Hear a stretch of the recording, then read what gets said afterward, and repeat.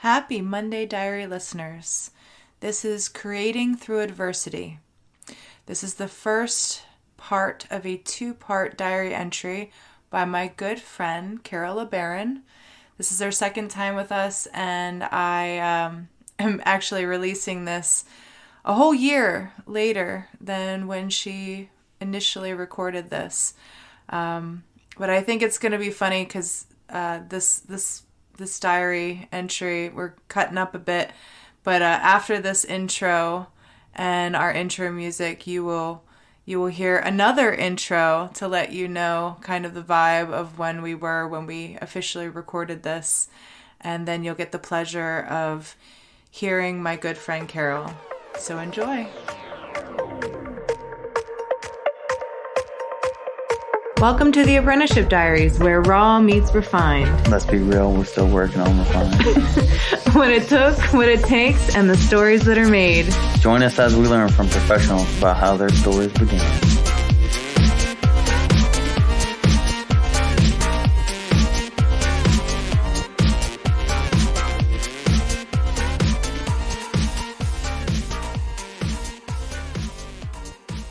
This is the Apprenticeship Diaries. We're back. We haven't even aired Carol's first yet at this stage when we're recording this right now. It won't be relevant to when people see this, but this is the second interview that we're doing. January 29th. And the first one we did was in 2021, and now we're in 2022. And we're here again with Carol LeBaron. She's a textile artist, and recently, very unfortunately, you lost your mom. And it was exceedingly difficult. And Carol, we have been pushing a little bit your first interview because I wanted it to be a YouTube debut because your art's so beautiful and your setup's so gorgeous, and everything about you exudes this gorgeous palette and feel. It's all you, man. Like, it's very, very beautiful. You've become like your fine scotches that you like they just have that flavor and that attitude and everything. So I really wanted the visual impact of that, and I thought it would be perfect for a debut on our show.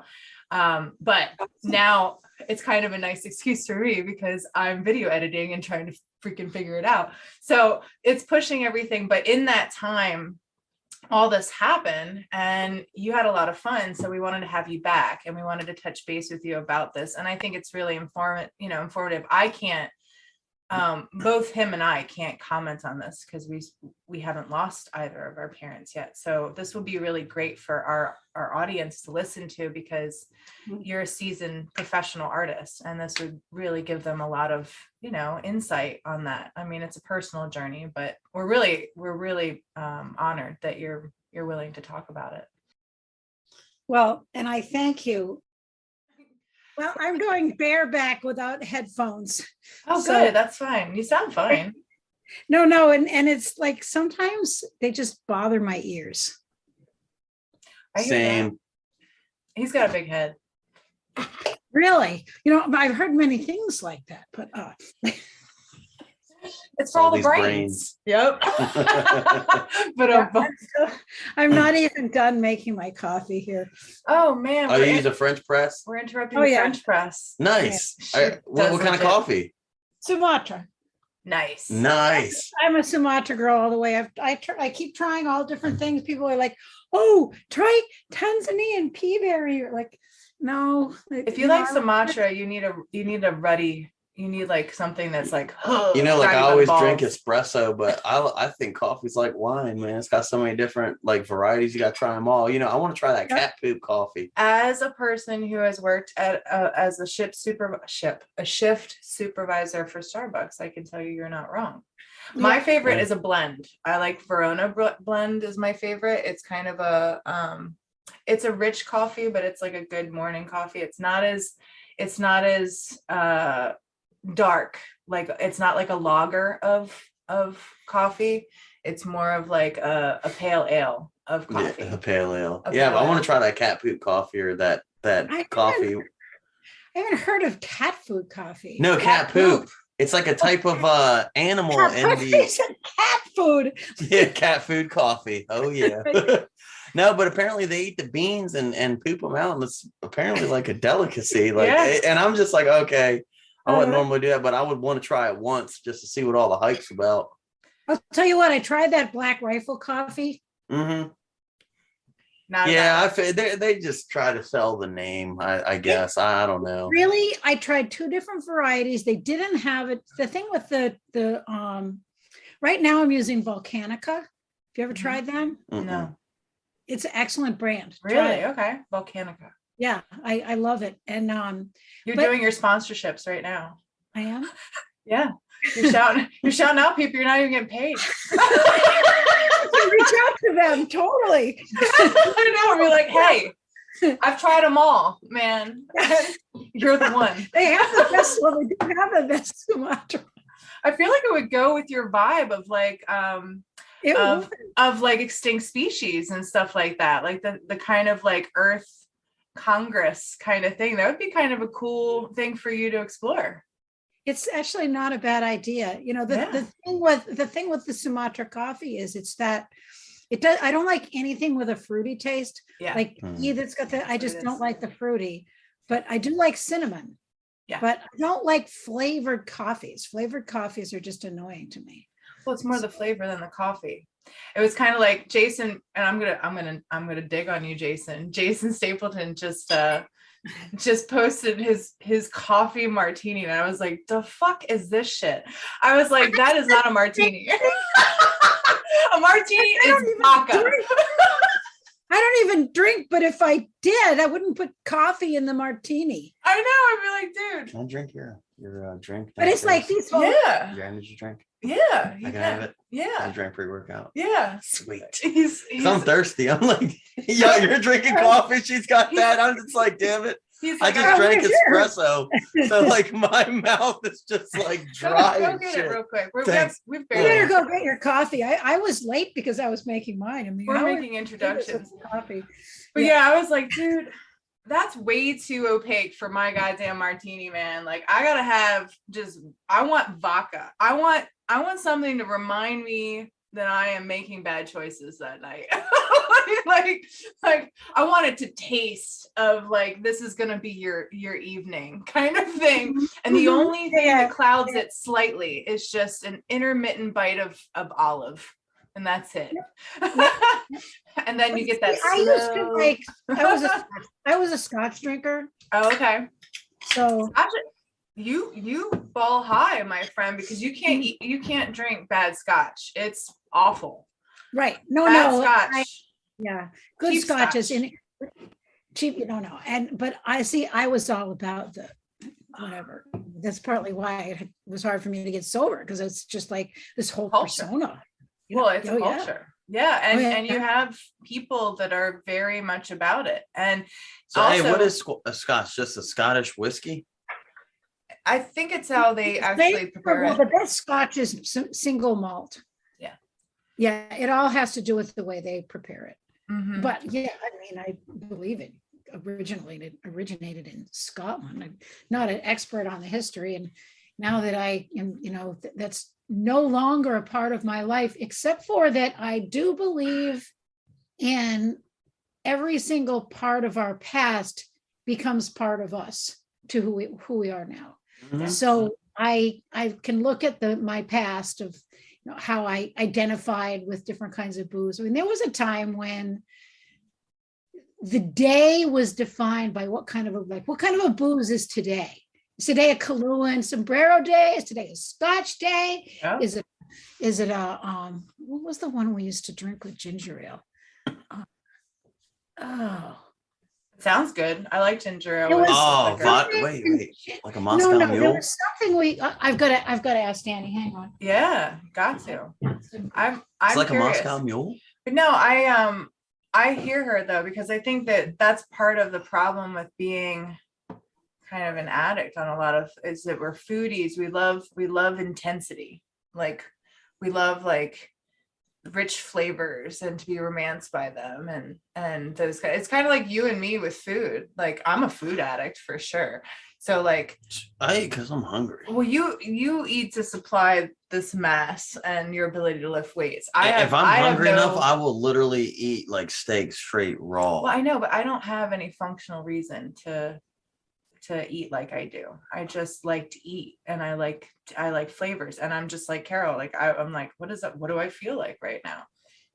I feel like having this. Well, I mean, I eat because I'm hungry. Like it's not like a functional. I mean, I guess it is functional. It is because when I like suggest things to you, you're like, no, you're not starving. You're not hungry like you say you are. You always are like, no, I don't want to eat it. I don't want that. Like you are because specific. It doesn't have enough meat. You're getting into this conversation. Calverts and ginger. What is it? Calverts and ginger. Calverts. Okay. Which I don't even know what Calverts is. I don't either. I'm gonna look it up.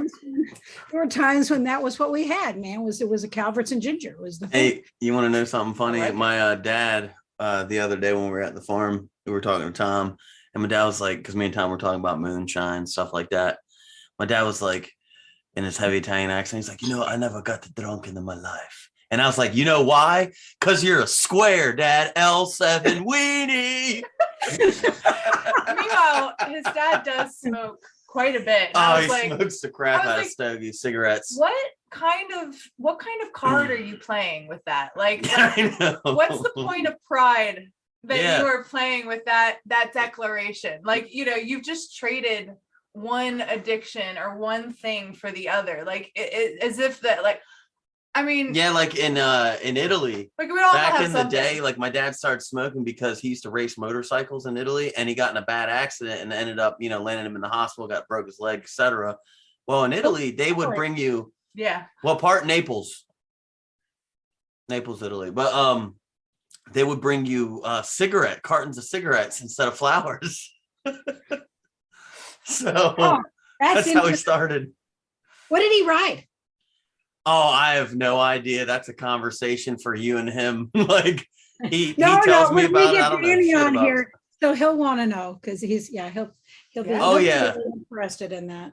Yep. Yeah, but he used to race them and everything. Like he's gotten scalped in a motorcycle accident. Like he's gone down multiple times. Wow. Yeah, and like the bone, I guess what's the main one? That's where your quad is, your femur. That's got like it's metal in his leg. I don't know what you're talking about. The bone in your leg. Yeah. Oh, your femur. Yeah, your femur. Well, my dad's got a metal bone. Yeah. Wow. I've got metal pins in my back, but that's nothing. Yeah, my mom's got like, cause she had scoliosis and they fixed it. She's got a bionic. But yeah, she's like, she lifts weight and she's always lifted weights and worked out, and she still does, and she feels even better. That's probably why she responded so well to the surgery. Mm-hmm. They told me, when my back was when the garage wall fell on me, which wasn't why I had the surgery, by the way. But although they don't know, it could have been from the motorcycle accident too, or multiple sclerosis. But anyway, they said that the weightlifting was what saved me and what my back and all of that was because those two long muscles are that go up and down your spine. Mm-hmm. Your spinal erectors? Yeah, those. Mm-hmm. He knows all that jazz. Yeah, he develops them. You guys are workout fitness. I'm getting back into it. I was proud of myself. I got on the treadmill this morning, walked uphill. I'm getting there. And I wouldn't even say workout fitness with me. I lift weights, like, I just he likes being diesel strong. Like, well, I like, just lifting weights and, like I don't have a strict diet or anything like that. Like I was blessed with good genes. So like I don't eat trash. Like I've never been addicted to candy or stuff like that. Like it just so happens to be my favorite foods I like to eat are like mostly meats, steak, chicken, fish. Yeah, like I'd rather eat apples. Yep. But I miss weightlifting, and it's something that I always did up until I moved down here, because every place, well, actually, no, I take that back, because when I taught at Georgia State, I had access to a gym there. Anytime it's easy for me to get to a gym, I do it. When You're very active. Yeah. I am now. Yeah. A lot of my workout is just, working around the house and doing that kind of stuff. And in this past month, it was really something, because we had to move all the stuff out of mom's apartment. We had 30 days for that, and I was averaging 17,000 steps a day. It was crazy. Jesus. Damn. I'm so sorry to hear about that. That's why we're meeting, actually. You've been you said that you wanted to comment on creating through adversity. And, Yes. yes. Yeah. Yeah. I mean, this is the perfect day for it, because I really just started feeling better I can't pinpoint it, but like people even were remarking. I go to a women's meeting, a women's AA meeting on Tuesday nights, and another woman that's goes to that meeting with me she said, you just were staring into space. You just weren't yourself at all. You just weren't. So you're seeing me closer to my old self. It's like right after it, because it was so unexpected. So quick. Yeah. It's interesting, because the last thing that I thought that I would want to do when this happened was share about it to the world on podcast. But at the same time, there's a message. I have a message about this. Just about, oh gosh, how do I say it without signing? So in the grandiose manner, one might say, I have a message about spirituality, death, and dying in life. Right. And I'm gonna scratch my nose. So you're totally gonna edit that out. That's fine. I can edit your nose scratch. I don't care. Like for me, it's for all to refine, baby. Like, hang out with your wang out here. Like I might cry. I might cry. So I think Well, if you're doing the video edit, you can just write for the nose scratch, just put like the picture of a kitten. Yeah, we'll just I'll put one of Tom's like cats up and be like, Tom, can I use your cat? Like every time I have to like visually block something, just kitty photo. Kind of, I did it on my sleep. I just, but anyway. You work out in like nowhere, in a place where you only hang out with Danny for the most part. It's not like you're like going to be walking around touching other things other than what you do. I don't want the whole world to see me do that. Anyway. I mean, I guess. You didn't pick your nose and eat it. I'll pick my nose in traffic and just look at people while I'm picking my nose. Wow, that's tattered. Wow. Handkerchief. It's Rico won't let me wear things like that out because he's like, it's a signal. It's a signal to the. Well, we're in Maryland and near Baltimore, and there are certain fellas that use certain colors and to signify. Yeah. Oh, right. I didn't even think about that. Yeah. That's a bad idea. He was adamant. He's like, you're not to leave this house with either a blue or a red bandana. Yeah, no. No. Like, you're right. He's right. But yeah, down here, it's a non-issue. Besides the fact that, I'm out in the country. I mean, very far. I can't wait for you to come visit. I know. I want to come. We should go and visit. Where is it? I'm in Stony Creek, Tennessee. Mm-hmm. Nice. One of God's countries right now. That's like blessed and sane. We need to get out into the wilderness. It's totally blessed and sane. Yeah. I'm actually gonna. I would love to live in a place that's like super country. Like the only thing, like the best part about the town is the grocery store. Come be our neighbor. I will say that I've heard from Matt Walsh that people freak the F out when it comes to snow. Like he's like, it's like small towns. No, it's just that they're not used to it here. The infrastructure is not built for it. In Tennessee? Yeah. It is kind of south. Yeah. You have to be willing. Like right now, there's about 4 inches of snow, and we just know that we're snowed in. So I'm going to 4 inches of snow snowed in. I'm going to share my screen. Can I? Yeah, I think so. Yeah. Let me hold share up. I think I have to. Do I have to I'm going enable to give it? you a picture. You can edit into your podcast. Hold up. participants. You have to say multiple. 30. Wait. Yes. Hold up. Remove participant, suspend participant, share screen. Yes, there we go. So It was now- on my end. I had to like give you permission. Okay. Oh, So Oh, this- wow.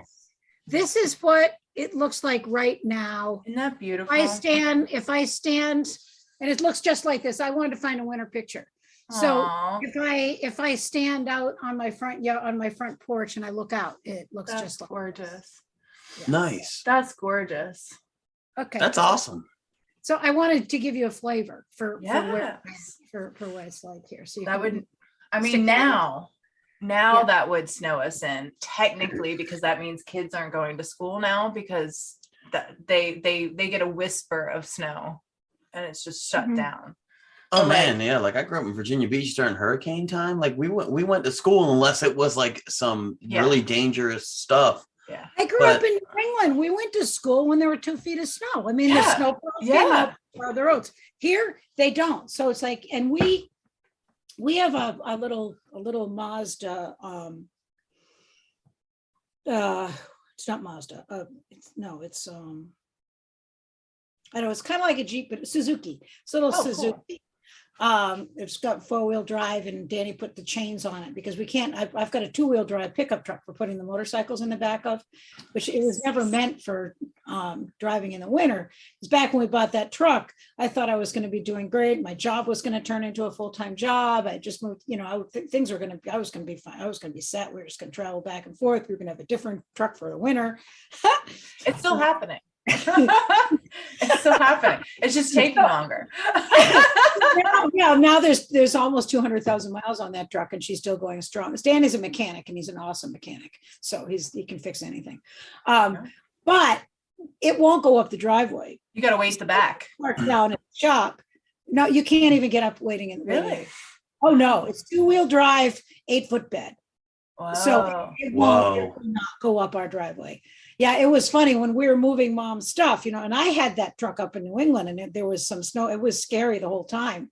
And I'm going to circle back to that in a second. But my nephew was driving my truck. We brought some of mom's dining room furniture. My daughter Emily took it. It was the stuff mom got at her wedding, and she's getting married this year. So Oh, that's awesome.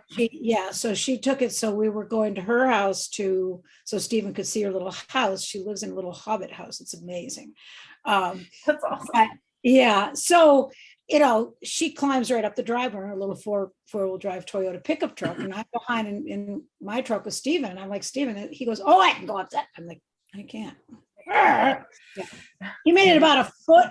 And then you start going like this. Yeah. Before it wouldn't happen. Yeah. So he backed into the other driveway and we walked up. But yeah, so we'd park the truck at the bottom. If we have to go to the store, we use the Suzuki to go down the hill with the chains on it, put the groceries in the back, drive up to the top. So Chains are very effective. Is it like an old Suzuki? yeah, it's an 85. Is it a Like- Samurai? Yes. Suzuki Samurai. Yeah, That's yeah. awesome. That's awesome. That's a Little really 85 cool looking. Samurai. Yeah, when you come down here, we'll all 4 of us take a ride up the hills with I. That's awesome. That thing's older than I am. It is not How old me. are you? How old are you? I'm 35. I was born in 86. Wow. I'm You're around the younger cradle. you're younger than my youngest child. I know he's my baby. I was born Cinco de Mayo of 86. Doesn't he look like a muscle bound bearded baby though? Like No. he does. He does to me. Actually, I you see look that. like a very handsome, very well fit, well set out is the word we used to say in the old days. Man, yes. You haven't seen him dance Thank though. you. Definitely, I would characterize, if it's not too forward, as alpha. Yes. My man is a total alpha male. Like, I believe strong women need alpha males. And I am not ashamed to have a man that now and then he just needs to take me apart sometimes. Yeah. It's just, Oh. Yeah. I need that. No, he does it to me too. I mean, it's just, sexually and everything. I mean, Oh, yeah. we've been together It's got 40 to. years, we're 67 years old, and I love him more, and we still have awesome sex. I mean, granted, there's more work in it when you're older, but still, Oh, girl, I got a bad knee. He's got to account for a lot of shit already. You're exactly my dad's age. That's awesome. Yeah. Right on. Yep. Yeah, I was born in 1954. Oh wait, no, my dad's older. My dad was born in 52. Oh, that's when Danny was born in 52. Nice. Ah. My grandfather, he's gone. He passed away at 94. He was born in 1917. Wow. My father was born in My grandmother. 1923. And then my mother, who now we'll talk about since we circled back to her so gracefully, I never. was born in 1932. And actually, and I think you've seen her obituary, right? Yeah. So you know what kind of a person she was. She was, I mean, she was unbelievable. And I got a lot from her and from my father. She never understood about the art. It's so interesting. And my father's sculpture, which actually these sculptures behind me, those are two of my father's works. I took a screenshot of it while you were running to ask Danny the question. This was actually an ebony They're piece. gorgeous. Yeah. Oh my God, that's gorgeous. Yeah. Wow. That's so beautiful. It was amazing. He made like 200 of them. I have quite a Now, few.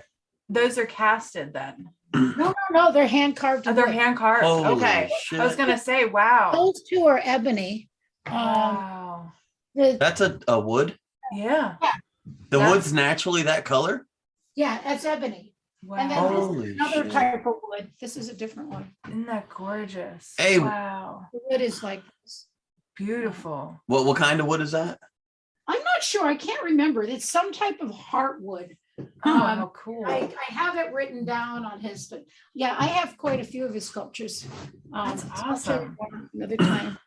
Yeah, so those two came with me from, there were ones that, back, 10 years ago, we all like put our names on a lot of them, but I just didn't have a way to bring them down. And Mom always thought she was going to have a sculpture show at Newbury Court. So all the ones that I had my name on were there. So I came home with several sculptures, and I've given a few away.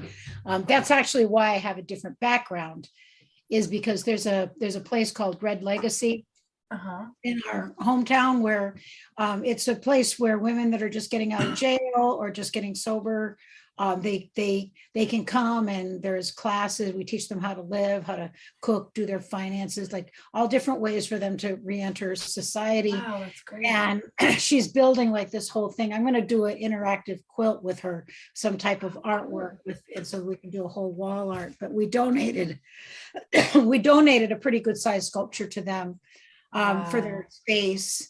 And I donated that piece that was behind me before to them, because it was one of my first pieces that I had done. It was an older piece, first of all, but it's really quintessential to my brand.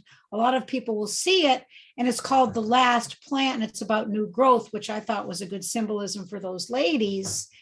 And it really wasn't right for behind me because it ended, so the window was underneath it, so the light from the window came through. And this one here, it may or may not be temporary. I'm kind of liking it. I do But like it. I don't know. Most of my work is still in storage at the museum out in Clarksville. I need where my commission's going, and I've already gotten it and delivered that commission. And after Mom died, my whole month of January. So these are all, again, I'm a circler, so I keep circling back to this subject because it's turning out to be a little harder to talk about than I thought of. So all these little things. Would you imagine that it was your mother's timeline that made it hard for her to accept the art? Because she lived through such adversity. I mean, your dad did too, but She actually didn't really, well, I don't know that she lived through adversity other than the times she was in. yeah. How she grew up and all the, the things that her whole story about getting married. I mean, she got married, she went to Mount Holyoke, and she was right out of Mount Holyoke. She got married like that June. They had to cancel their honeymoon in Bermuda, and they went to this little motel in New Hampshire because he was deployed to Germany right after. Right. So I have a picture of her, getting on the cruise ship to go over there in the fall. She was alone for the summer after having just been married. And, back then, dressed up in this really fancy suit with a corsage and the suitcase next to her. That's how you dressed for travel in 1953. Yeah. And it's and so she had the cruise ship over, but I think she was sick for a lot of it. And of course, then they had in Germany, they actually had a really nice time in Germany. Wow. She got, it was after the war. He was the dentist on the base. It was in the 50s. So it was that Reconstruction period, post World War II, and Jet Bremerhaven's United States had a base there. So she got pregnant. Well, I was born in 54 and they were married in 53. So if you subtract 9 months, she got pregnant February or March. So they had like 6 months of being together before she got pregnant with me. Wow. And then she was pregnant in Germany. And she almost died. And the only reason that she didn't was because they made friends with this doctor there. And there was some drug that stops bleeding. And back then, a lot of these things were new. And I can't remember that, she's told the story so many times, and Emily might remember it better than I, but something about how she was bleeding out and he realized something was wrong and he threw everybody out and he administered this drug and saved her life. It was like this dramatic thing. But yeah, so I could be born something. That's awesome. Yeah, I'd say that's adversity. Yeah. And the other thing is she had me, and then my sister right after that. And back then you didn't work and have kids, and she always wanted to be a teacher. She had her teaching career set. She wanted to be an elementary school teacher. She wanted to work, but you couldn't do both. So she did volunteer work. All my life, that's all I can remember. Like, she did the League of Women's Voters. I remember all these maps with little pins in them. And then she ran the Sunday school at the Unitarian Church. And then she went back to school and got her master's degree in special education. And she started teaching at the junior high school. And back then they didn't even have, they had a special class for anyone that wasn't what they considered normal. So you're either normal or in the special class. So everybody was dumped in there, from whether it was Down syndrome or somebody with ADD, didn't matter. That was in my time too. Yeah. So she changed that herself. Wow. Oh yeah. That's great. She was amazing. She was just a force of nature. Anything you read about her. So, and she had a really happy life, and I had a really happy childhood. They celebrated my father died the year that they celebrated their 60th anniversary up at Squam. They celebrated their 60th. And then he died in June, and then he died in August that same year. 2013 was their 60th. Wow. And she met my father when she was only 7 years old. Wow. So she had a crush on him like all her life, all the way through high school. And then married him. So he was like with her and her best friend for all of that time. And one huge thing that I've realized I've been processing this past month is her grief from my father being, how much of a part of her he was. Yeah. All that, and you can't comprehend that. But I mean, I've been with Danny 40 years. And I with my first husband, the father of my children, it was 12 years. I was with him for 12. And then I left him for Dan. I didn't do it in a very nice way. But I've made amends with that since then. So I say that to say that I understand about the long term, and you guys have some time together, don't you? How much time? Just 3 years now. It's a drop in the bucket of what you've experienced, but we're little on the pond. We're in it till death. Like at this point, it's not been official. 5 years is a danger zone. Mm-hmm. So start taking care of each other now. Oh, it's Think of your 5 years, think you're going to get through the 5-year hurdle. usually, so for me, 3 years is about when I start asking myself, can I do this forever? And the answer is typically like regrets and a lot of things I would change, and think there isn't any of that with him. Like there's this kind of beautiful acceptance of the person that he is, and that's okay, and it's enough. And so that's how I know it's golden. And accept the bad times, because they will come.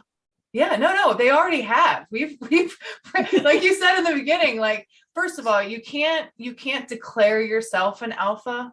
You can only allow other people to observe that. But that's how you know you're a real alpha. Yes, absolutely. One. And two, but that's exactly what you said. Like that they've already happened. Like we've already gone through those things that would have cut off any other relationship, I think. And we've muscled through them to the points that I think that are really important, because you have to have really solid communication, and you have to be kind to each other within each other's communicative style. And our kindness looks really weird to people, because we'll like literally be inches from each other's faces, like, but People think Danny and I are bickering. There's so we are, but it's our thing. There's so many people that can't stand to be around the two of us, because they say they're like, no, this is who we are. Like, oh, okay. Have you been with your partner for 40 years? When you have, maybe then you have you have a horse in this race to say something about what we're doing. Yeah, but what we got going on, it's working. Well, but know this, Amy Nicholls. I will know that I choose to call my higher power God. So I'm just going to say, God doesn't give us anything that we can't handle, or that he doesn't, that we don't have the strength for. Harder times come. And each one builds the strength for the one before it. This thing with my mother, I mean, my father's death was hard, but for some reason, this one was harder. And I don't know that we would have been able to do what we needed to do 10 years ago, even though we were already been together 30 years. Right. So it's you just don't know. You have to be open and know hard times are going to come, and that you have the tools. Yeah. And so what happened with this was, Mom went to my sister Barbara's for Christmas, and we all knew she was so excited to go, and she was nervous to go. And I was lucky because Emily and I went to see her in November. Right. And we actually stayed 2 nights, and we talked about the wedding. And I'm going to get this picture. Yay. Carol, when she comes out, I gotta pee real quick. I'm gonna like pause. I'll clip this, but like I gotta pee real quick. I'll be right back. I might not clip it. Just me alone by myself here in the silence.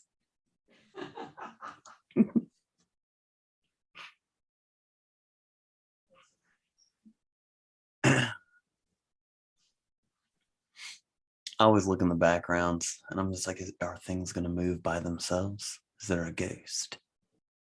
Do, do, do, do.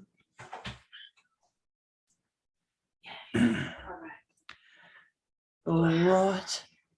Nice. The main host is back. I'm not even risking missing anything. This is awesome. My love of Joe Rogan has informed my podcast style, which is everything goes. Yeah. I love your podcast style. I know. It's like, whatever, man. People got to pee. I love how people, like all these people are trying to attack Joe Rogan, right? And I'm just like, I will put $1,000 cash down right now. It says none of y'all have the balls to go say any of this shit to Joe Rogan's face. Like straight up. All right. Here's a picture of my mother and father. Oh, man. How beautiful. She's a gorgeous lady. Both of them are good looking. Oh, yeah. They're cute. That was a gorgeous dress, too. Like, I don't know what happened in the 80s, but everybody like got real poofy. Like, Cocaine. like that's What happened to the 80s. that's the way a Now, wedding should look. I am not allowed to say anything about Emily's dress. I actually almost accidentally showed it to Chris, and oh my God, I almost lost my job as the mother of the bride. Thank God he didn't see anything. I was just like, so we're not even going to discuss it. You know, it'd be cool if somebody What? had a wedding where everybody's garments were camouflage. Like That a would straight up be- Duck Dynasty wedding. It can be I'm ours. sure I don't care. somebody's done it. I bet you if you Google camouflage wedding, you'd find it. You Here's a probably picture of would. mom and her mother. Oh my God. And move our little screen so I can see. Oh, how beautiful. Yeah. So I wanted you to see those. So Emily has plans on recreating some of the old photos in my mother's wedding album. And so we were talking to her about a lot of that. And so we got to talk a lot about mom's history. Mom told, Emily all the stories about meeting dad and her marriage and her wedding. And she and Emily got to go through her wedding album together and talk about it. And she remember, told her who all the bridesmaids were. She was able to, she was sharp Wow. right up to the end. I mean, she had, she What a never blessing. she never lost any faculties or anything. And she was just, and so, for example, the cake cutting, there's this image of the cake cutting, and they're going to make a cake table that looks like hers. And so, and mom, she kept saying, she really wanted to have her health. I think she may have known then Yeah. that she wasn't, but she just kept saying, well, I'm just going to keep walking. If I can get there, we had a cabin for her. The wedding's up in a church camp in Freiburg, and there's all cabins. It's beautiful. And, so we had a space for mom, and my sister was going to stay with her. Like, it was all set. So we had 2 nights with her, had dinner with her twice, a whole day with her. So we came the evening before, spent 2 nights in a little apartment in Newbury Court, which was the place where she lived. It's like one of those places where you pay a fee and you have a apartment. She had a Cool. living room, office space, a great big bedroom, and 2 bathrooms. It was a nice apartment, and she, and kitchen, and she was able to make. Then you had dinner, you had a group dinner. Yeah. But you can have as many dinners in the dining room as you wanted to, but it comes with one. And they would check in on you to see, like they have motion detectors and all that kind of stuff. So it was that sort of place. Very, very nice. She was very, very happy there. She had already, as she does, built a community. They'd throughout COVID. See, that's the thing, is her whole time there was through COVID too. So she, she had to learn Zoom. Like, she didn't get to have, be with people the way she was. But still, I think it was better than being in the big house in Sudbury, which we got her out of the end of 2019. So, we had those 2 days with her, and I remember saying goodbye to her. And every time I would say goodbye to my mother, and I used to see her like twice a year. I'd go up north, as you know. I actually saw her more this past year than I ever have, because I'd gone up 3 times. But it's always this fear that I'm never going to see her again. And I won't say it any premise. It wasn't any different than any other time of having that fear. But I can just remember standing in the hall and just hugging her. Just, you just never know if it's going to be the last time. I actually woke up this morning realizing that had been the last. It's like these little things come. Yeah. So that was my last experience with her. And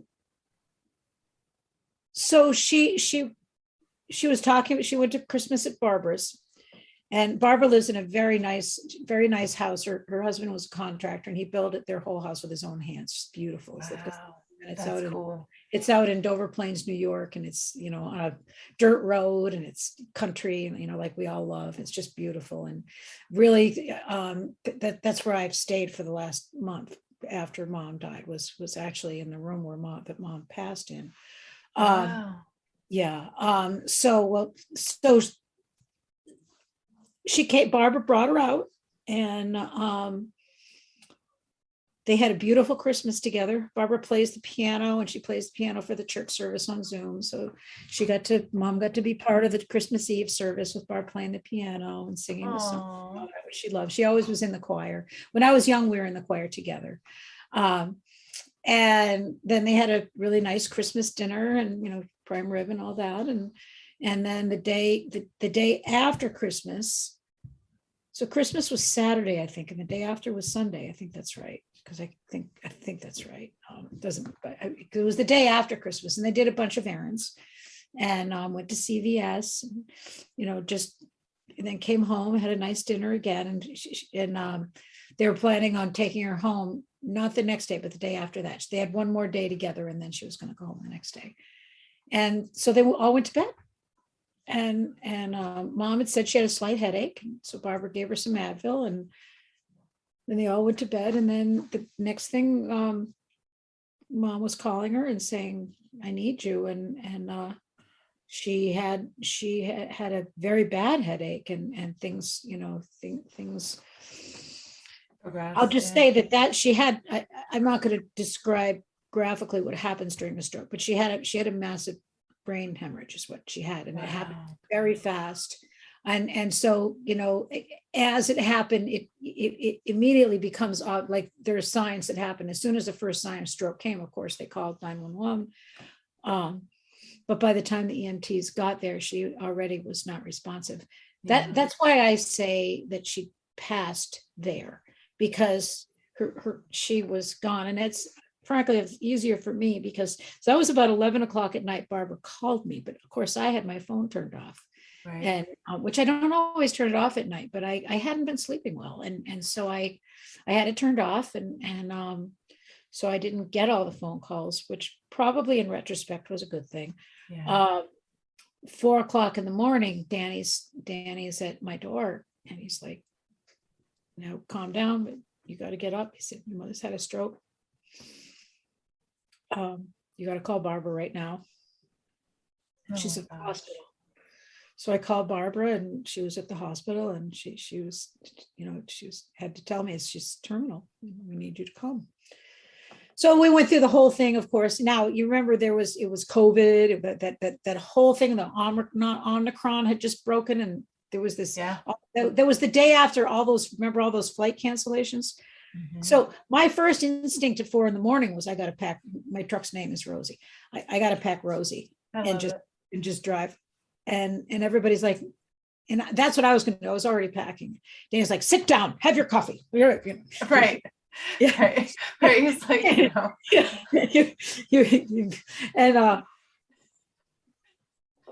then how when your family decides for you what needs to happen. Mm-hmm. So they're all deciding that I need to take a flight, even though I knew, like, I'm saying, there's no way I'm getting in a plane, because I do not want to be sitting in an airport because there's 8 million canceled flights. I looked for flights, and I saw 2. And then when I went back to click on them, they were gone. I'm like, okay, no way.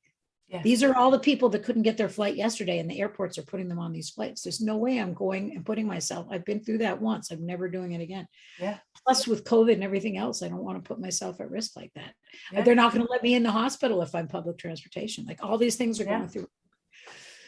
Well, so they went through, well, we're going to find you a flight. And I didn't argue, because I thought that would just make things worse. And then they couldn't find the flight. So I shouldn't say wasted. As it happened, I didn't leave for 2 hours past when I wanted to. Right. But, everything happens the way I couldn't make it in one day. I tried. I couldn't do it. I got as far as I think I got as far as, I don't know if it must have been I was to Harrisburg, Pennsylvania, not Harrisonburg, Harrisburg. And it started snowing, and there was a traffic jam up ahead, and it was already dark. And so I had to stop, and I knew I had to stop. And here's the crazy part is that I was on the phone with Emily, I was just freaking out. And Emily, God bless her. I'll tell this part in a minute, but I want to hold that. Anyway, I was on the phone with her and I was freaking out. And then I got on the phone with a woman in AA, and that woman said, Carol, you need to get off the road right now. And I was able to hear it. So an exit came up and it said Fairfield Inn, which I like the Fairfield Inn. Here's a sponsorship. I always stay at the Fairfield Inn. I don't know why. You guys are comfortable. They're always the same. This one Fairfield Inn in Martinsburg, I always try to stay at that one, although this wasn't that one.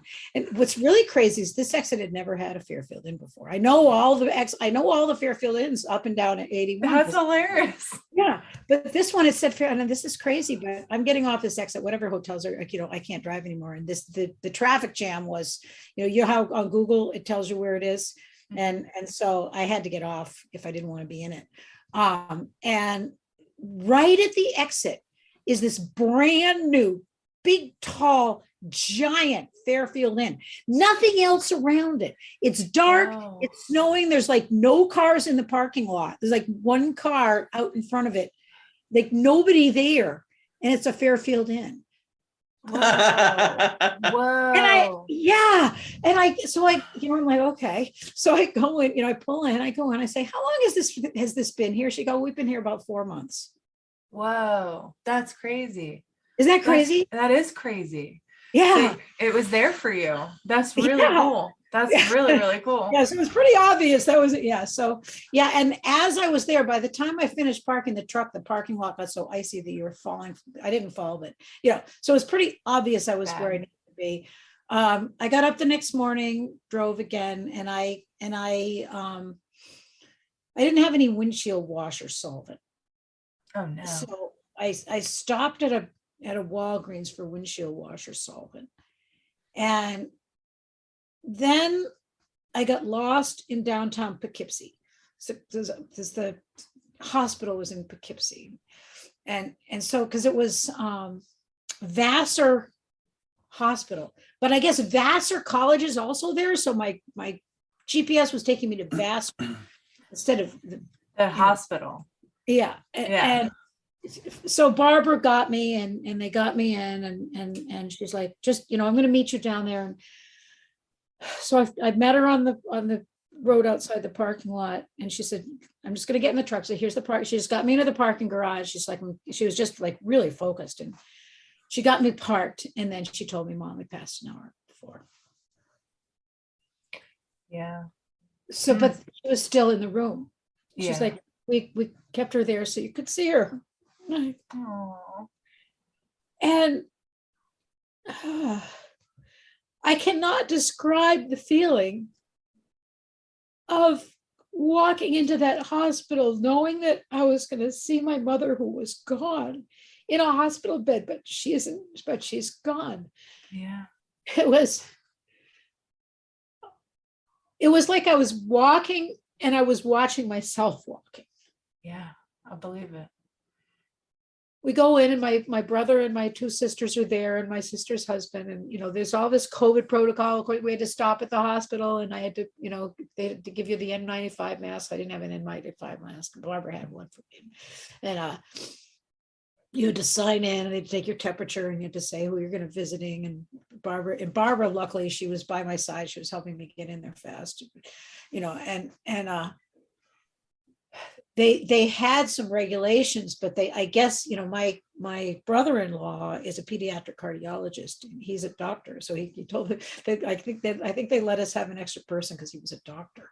So we had 5, we were supposed to have 4 in the room. We had 5 in the room. Anyway, thank God he was there. He's a rock. I just love him. Hell yeah. But she's in the bed and I just looked at her and it looked like she's alive. I felt like but her mouth was open. So I knew that because she wasn't, Right. But it wasn't horrible. Right. And I kind of, this is gonna sound weird, but I kind of wanted to close her mouth, but then I also didn't because I didn't know something would happen. Like, Yeah. No, I hear you. You're like, I don't want to mess with this. like It's sacred ground at this point. or just like, what if I don't know. Yeah. But I touched her hand and it was warm. Mhm. And so I just hugged her and I kissed her cheek. I just held her. And then I lost it. I just started bawling and holding her. And it was like she was alive, but she wasn't. And I could feel my father there. It was like my father was there at the foot of the bed. And I could feel him there. And I felt like he had been saying, come on already, I'm here, I'm Yeah. not gonna leave you, it's time to go, Carol's gonna get it. It was like she was still there. And Swedenborg talks about this. He says that when the body is no longer useful for the spirit, Mhm. that the spirit no longer needs the body, but the spirit is still there and very Yeah. alive. And that's really how I felt about this. And I a think lot she of was people, with you even before that. oh yeah, Like, she I definitely. think she produced that therapy. I Well, really and do. Barbara's I because really they do. got me on the phone with her when I was driving. So okay, I'm saying on the podcast, I broke the law. I talked while I was driving in Connecticut. Like, come arrest me. Anyway, so they're and they said, say hi to mom. And she said that mom opened her eyes. Like Oh, they said she focused when she heard my voice, and I was saying, hey mom, I know you're gonna just can't stand the thought that I'm driving like this and talking the phone and coming to see you. You wouldn't think much of this, would you? Because she wouldn't have, and I felt her grow cold, Mm, Mm. man. and that was, it wasn't scary, or it was like I felt Probably her, necessary. I felt her leave. Yeah. And then I'm sitting there and she's gone. Like she was really gone. Like I knew she was completely gone. Like she wasn't there. And so I looked at my sister and said, okay, well now what? And they're all looking at her like, I fucking know. We were waiting for you. I'm so glad that you guys get so much joy. That's so great. Oh man. but my strength is organizing. Yeah. And I will own this, that I did the organization of figuring out what size truck, when, the logistics, who's coming, how we're doing, getting the Yeah. move. I was very instrumental in being able to make that happen. And mom always used to brag to her friends about how I'd come and organize her. Like she was proud of her storage space. They had this storage space underneath. It was like, those cages, like a cage. Mhm. She'd say, my storage space is nice and neat, not like these other storage spaces are. So when I'm gone, it's going to be, oh my God. It's gonna be super easy. And I That's love it. awesome. Oh, and when we they have shopping carts at this place. You what you do, because there's all these elevators. Yeah. So you go to the storage space, you have to go to elevator 5, and then Mhm. you have to go to U, which is underground garage 1. And Maze. yeah, and then they have like all these shopping carts at the bottom, big giant shopping carts. Like, who knows where they got them? Probably people took them from Walmart. Just left them there. Be like, we need these things here. It's really crazy. That's what people mean. They just, yeah. And so when we moved her in, we were using all these shopping carts and bringing stuff up and down to the storage. And so it was like the opposite to that. And I lost it in that storage space. I just completely lost it. And so, in fact, so this was in the storage space. It's really, really heavy. I think I can pick it up though. This thing. This big giant. Oh, dude. That's gorgeous. Yeah. Oh, It's like, that's you know how big I beautiful. am, so it's bigger than Jesus me. Christ. It looks like you're struggling. That big giant stump. Wow. Oh. It's gorgeous. It was in there because it just didn't fit anywhere else, things like that. That's beautiful. Oh my God. Well, yeah, there's so much in there. I remember, so I've listened to a few podcasts, and one of them that I listened to, it's intense, people. I don't recommend you listen to this unless you're really in for a ride, but it's a true crime podcast called Root of Evil. And it's about these sisters who, after their mom dies, they start going through her storage space, and she actually had recorded herself like for years, had a moving diary, and it was an unfurling of actually who was the real murderer of the Black Dahlia. And it's an amazing podcast. You should, maybe listen. in a few months, I'm Yeah, it's intense. Because I probably actually would really enjoy, but not right now. I will say that if you think your family is at all fucked up, I don't. You got nothing on this family. Like, this family is like, whoa. How I got the family I got. Yeah, I have a really cool I must have had a terrible family for all my other incarnations, because I have an amazing family now.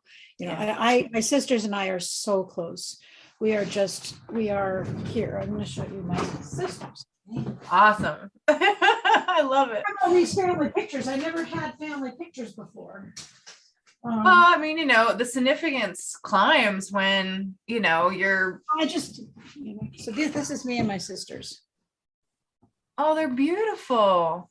Look at you guys. The one in the middle doesn't look related. No? Really? I think she does. Well, it's probably the glasses. Yeah, you're both. How does she not have glasses? She's wearing contacts. Barb and I like, after you get to be a certain age, it's really hard to wear contacts anymore. I've never worn them in my life. Well, I can't stick my finger in my eye. I feel like I'm much more beautiful without my glasses. Do you think I am? I think you're beautiful either way. I like glasses as a feature of a person. I don't know why, but I find them, I don't know. I think it elevates better with it now. And actually, I have to get new glasses. I'm having my first eye appointment in 10 years on Valentine's Day of all days. Wow. So maybe before that, I'll get with you, Amy, and we can talk about what would be best for the shape of my face. Because these, literally, the reason I have these is because they were the only frames that would take the thick lenses I had. And now they do better job with lenses than these are 15 years old. So I might have more choices now than I did. I got you. Well, the one thing that Rico made an edit of his, well, he actually got a bottom frame, but his other ones don't have a bottom lining. They're just open. And that's what my father said. Yeah, if you like the look of your face a little more, you probably I like the set of the way the ears are, like, longer right now. Like, I think they're nice. I think they showcase your face, but maybe you don't want like that under rim. I don't know. I think they make my eyes look tiny, but it might be because they're so thick. I mean, yeah, but burn ants with those. You definitely can. If you want to try them on. I love that. I will say the only thing that I have to relate to your story at all, well, there's a couple of things. My grandmother passed, and I was there every single day in hospice up until the point that she passed, and we were very close. And I feel like the last thing that she said was my name when she heard me. She was like, Amy. And it was in her, it was in her normal like tenor. And then after that, she just kind of lost consciousness. But I wanted to be there when she passed. And there was like a whole series of car trouble that was going on between my boyfriend and I. And his was all, this is not Rico, this is another boyfriend. This was all like, you said boyfriend, so I knew it wasn't him. Yeah, it was all superficial.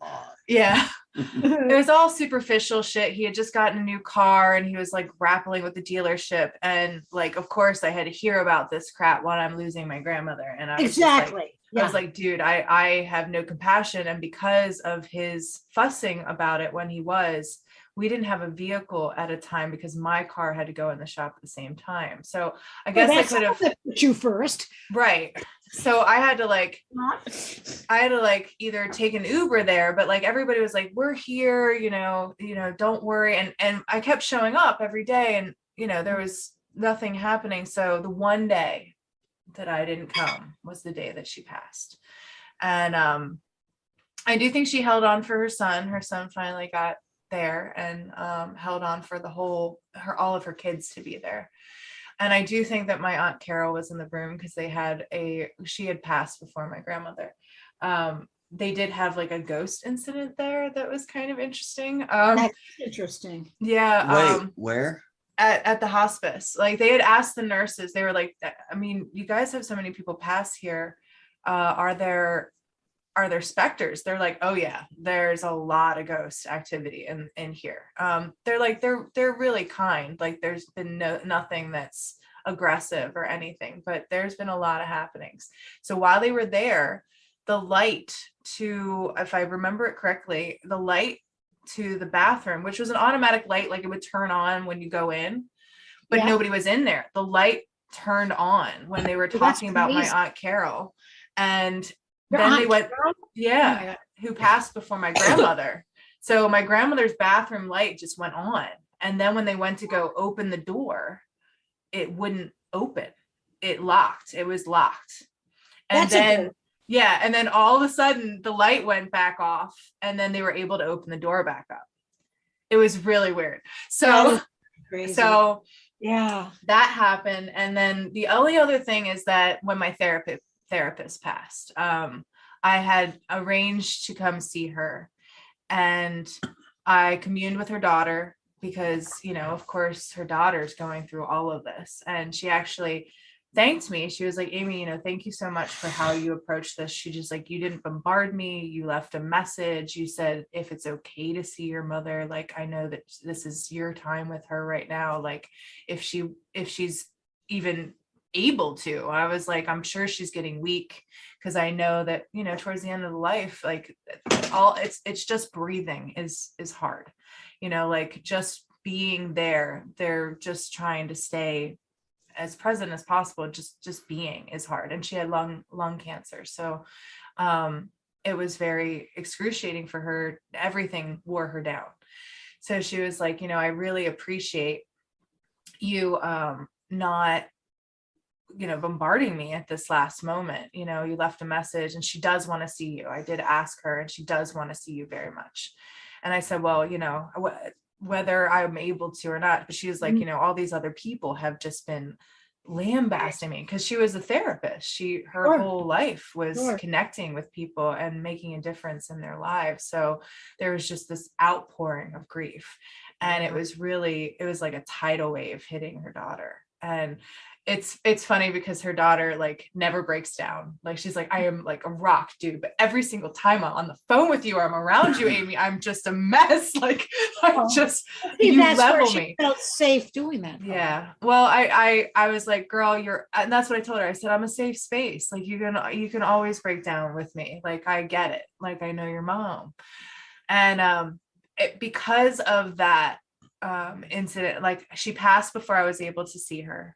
And I remember when I found out when she passed, there was at the timestamp that I'm thinking about it, there was a dragonfly. I still want to get this tattoo for her. There was a dragonfly hovering around my car, like for multiple, like I was stuck in traffic and there was this dragonfly that was just hanging around. And I thought of her and I was listening to a song that was really kind of confronting me about my relationship at the time. Like I was with another boyfriend that wasn't the right one for me. And I was just kind of in my own head and I saw this dragonfly and I thought of her. And so when I heard that that's the time that she passed, I was like, you came to visit me, man. Like you were totally helping me through that moment. And that's what gave me like a lot of resolve. And it was kind of fine that I didn't get to see her because I feel like she's now with me like constantly. Like I feel her constantly. So like it was and I had like 2 years ago prior to that, she had broken her hip and she was not practicing really because she couldn't.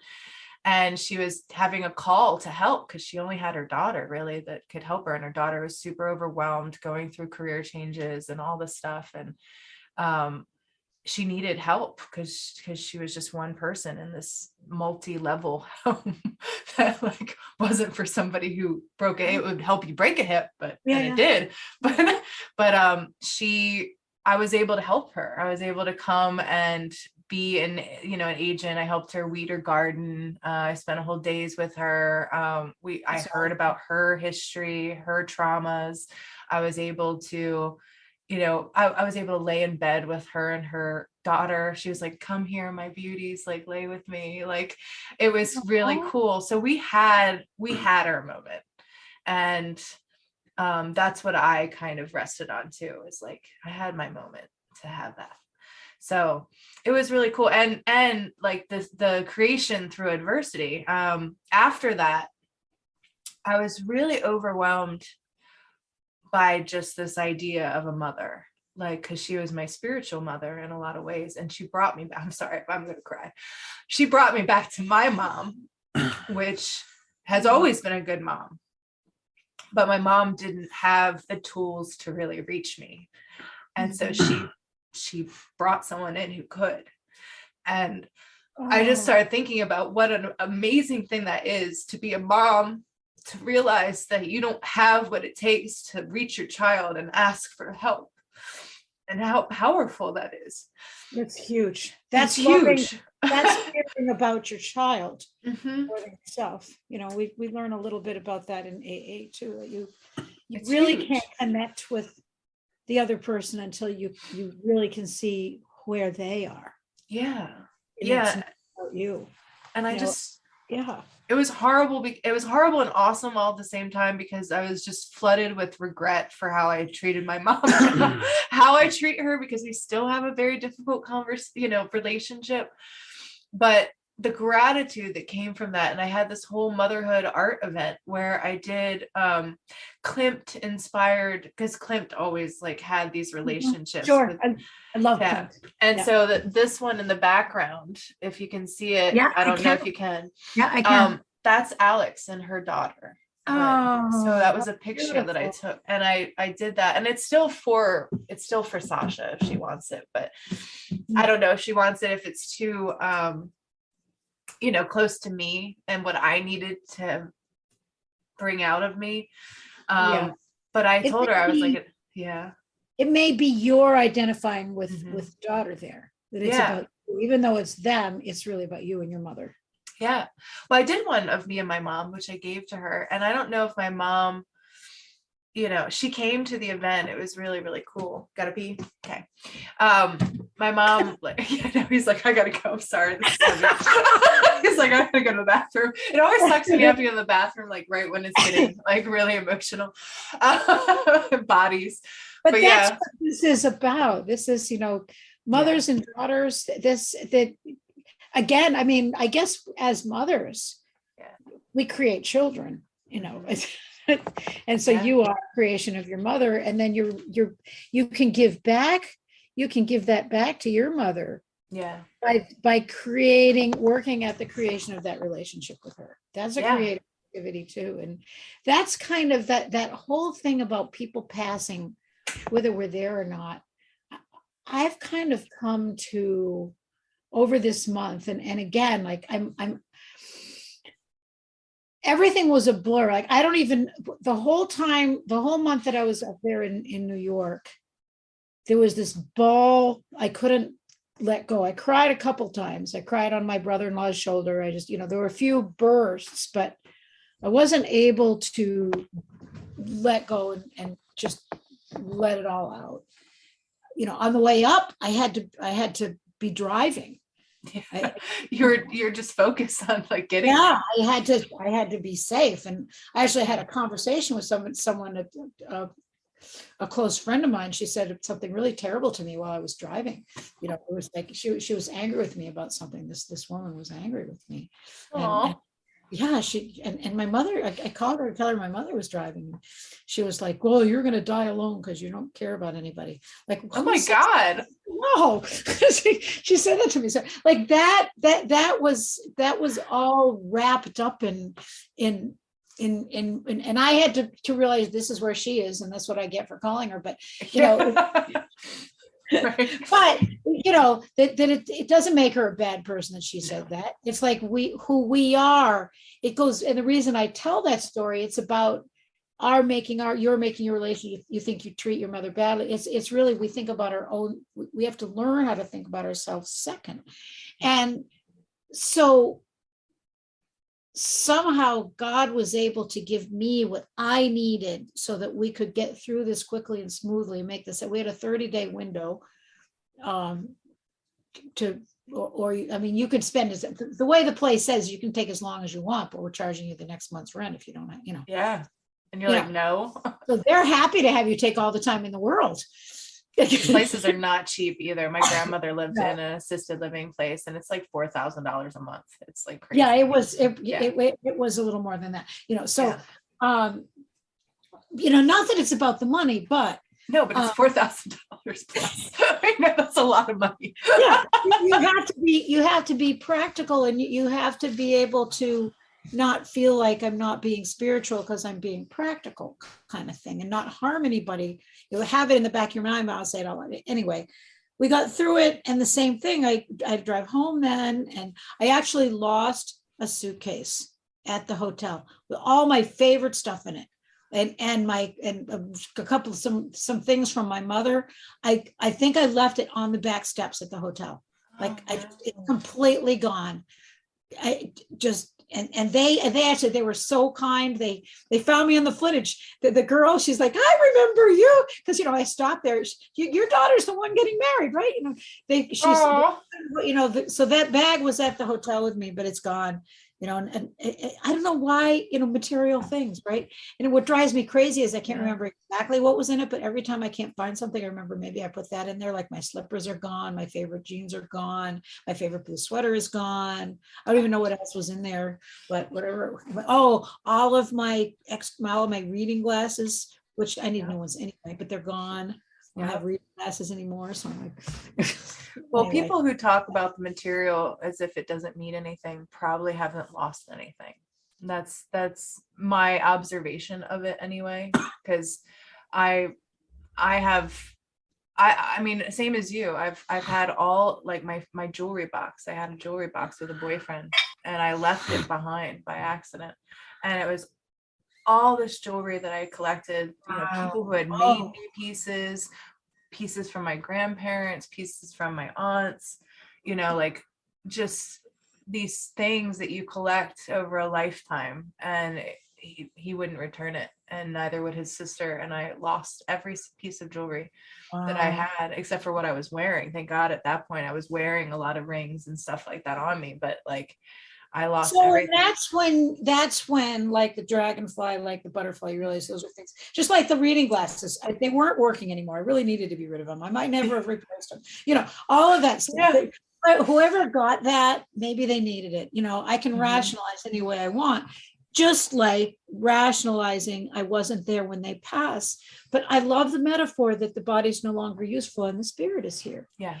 And so when I got home, I was like, just dead inside. I was just like, I cried in Danny's arms for a couple of days. And then I heard Danny talking to people. He goes, I don't know, she's wearing a different sweater every hour. She's wearing all her, because though I lost the really nice LL Bean navy blue rag one that was in that suitcase. I still have some really nice. She had so many sweaters. She was like a sweateraholic. LL Bean.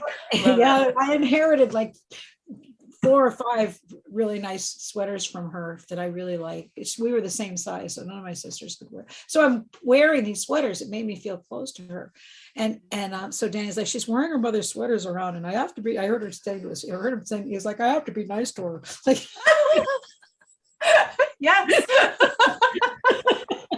I love it. It's just so. Like, she's not doing him. She's just kind of going around like a zombie wearing all these sweaters. That's funny. Oh my God. Bless his heart. That's awesome. You know, and what it is he's reaching out to his network. Yeah, and he's And my mom was a mom to him. His mother, I'm not going to tell his story. Sometime I hope he gets on this podcast and tells, because he has to tell the story. But briefly, I'll just say his mother was not nice to him. And you can read as much into that as you want to. I can tell you things off the air. But my mother, he forged a relation after my father died. He spent 2 weeks polishing sculptures with her, teaching her how to polish the sculptures, because, they crack if you don't oil them. Anyway, so, and we cleaned out his studio. We stayed with them. We stayed with her, Dan and I, because we were able to do that because of nomadic, whatever. So we stayed with her and just, helped her dispose of my father's things, and things that we had time for that. Yeah. There wasn't, she was in her home at that time. So there wasn't like this 30-day thing. And, she lived there he died in 2013. So 6 years. It's so funny because it seemed like a long time she was alone in Sudbury, but actually it probably wasn't, because he died in 2013. And she moved out of there 2019. So it was only 6 years, which really isn't a long time at all. Mm-hmm. Yep. It's not. No. And, she came with him, got to be with him soon, not late. And it's so, and I've been coming to that too. And I looked at my piece today. I can't wait to do the last stitches on it. I found a bunch of my old artwork. I've gotten inspired. I'm working on my creativity workshop again. It's funny that this piece, the title of this piece is Inner Workings. It's a jacquard piece, and it's created from. It's beautiful. It looks like the terracotta kind of like ground when you're flying overhead. It's created from this. Wow. So this is a clamp resist piece. I made this drawing, and the drawing was the inner working, like a mind map, sort of, cool. into your soul type of thing, like the brain and just connecting type of thing. And then what I see. I made I see a landscape, like an aerial view. That's so cool. Damn. Inner landscape. Yeah, but I love that. And so this is a weaving from that. It's a digital weaving. Oh, wow. I made that that got made at the mill. That's incredible. Yeah, you put it in Photoshop, and there's like a CAD program that you do. Wow. And, so that's what that is. And so I was really just trying to find something. I have like 30 jacquard pieces in the attic. And I was trying to find like a piece that just would fit on this door. That's perfect. Well, I know. And it's perfect for where I am right now, because sort of this route out of grief. And so I guess my message that I want to put out there, that you can edit this any way you want where you put it, but that this experience that I had, even though it's only been a month, so actually today's the 20, maybe it was exactly a month ago.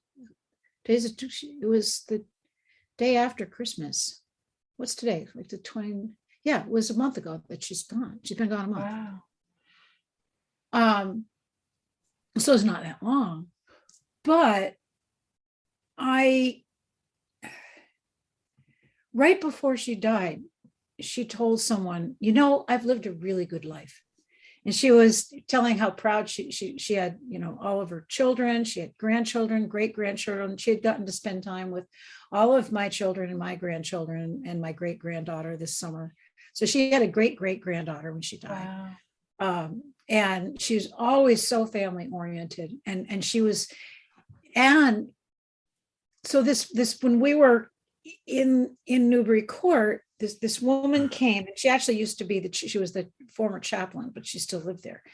And she said she wanted to tell us the story about Mom, how Mom came and told her this about how what a good life she'd lived and how happy she'd been, in community. And then she said, this is what we all want for ourselves. because we told her the story, of course, how mom died and how fast it went, how happy she was on her last day, surrounded by family, in a beautiful place. She was out in nature. She got to take a walk outdoors, all the things she loved on her last day that she lived. And she died in her daughter's arms, died in Barbara's arms. And, and all of our arms, because even, we were all there with her. And I was even with her after her breath had left her body, but her spirit was still there. I believe this. And so this woman was saying, thank you for sharing the story, because that's what we all want. Wow, what a gift. Thank you so much, Carol. And before I say goodbye this week and with this entry, I wanted to share something that happened to me today, actually, because today's Sunday for me. I know I started out by welcoming Monday, but I'm actually doing the editing on Sunday. So today at church, I've been grappling with some anger all week this week. And it really broke today. It was interesting. I woke up, but a hymn that I really, really, felt this Sunday was the hymn, I Love to Tell the Story. And it just moved me to tears. It's a really good, I'm not going to belabor it. I'll let you guys look it up if you really want to. I thought it was also cool, because I'm hokey. It took me a long time to get to church and any kind of Christian faith and Christ. But before that, I've tried on a lot of things, and one of the things that I still to this day find really interesting is synchronized numbers. So in my hymnal, it was page 444. Which I thought was pretty cool. And it was called I Love to Tell the Story. And I think it kind of called to me for a lot of different reasons. It's a great song, but I think it also, now in re-listening to this podcast that I recorded a full year ago with Carol and remembering everything that we talked about and being called back. I've cried listening to this episode, and I just think it's such a gift. And, as we prepare for the spring and all of the birthing of life around us, I hope that we can recognize the importance of our mothers. All of our creators, but a Mother's Day is coming up in May, and I just hope that you guys will use this episode to kind of prime yourself to think about your mothers, whether they're still with us in this life or they've moved on. Just remember them fondly. Hopefully this will make your heart happy and allow you to reflect and have gratitude. But essentially, I'm grateful. I'm so grateful for my life, my mother, for Carol. She's been such a big spiritual influence in my life already. We've missed each other this week. I haven't spoken to her for a minute, and I'm really missing her. So it was such a blessing to just get to hear her and experience this yet again. So I know it'll have that kind of impact for you. And now I can say have a great week. Happy Monday, as that's when you're going to be hearing this. And I hope blessings rain down on all of you. Thank you so much for joining us. And please come back next week so you can hear the rest of Carol's awesome diary entry. Bye, listeners.